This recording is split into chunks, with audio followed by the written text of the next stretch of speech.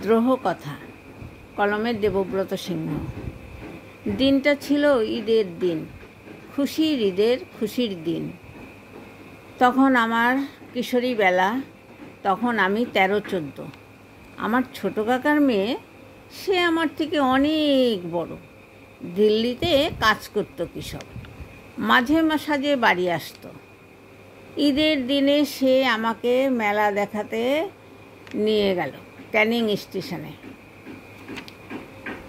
সারি সারি দোকানদারি, রঙিন শাড়ি, রঙিন চুড়ি, নতুন নতুন জামা, নতুন শাড়ি, ঈদের মেলা, খুশির মেলা। তার মাঝে ভিড় ঠেলে কোত্থেকে দিদি আমাকে ঠান্ডা কিনে খাওয়ালো। সেই খাওয়ার পরই কেমন ঝিম মেরে উঠল। দেখতে পাচ্ছি, শুনতে পাচ্ছি, বলতে পারছি না কিছুই।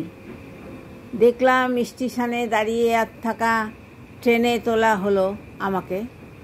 তারপর আর কিছু না, তারপর ঢলে পড়েছি ঘুমে।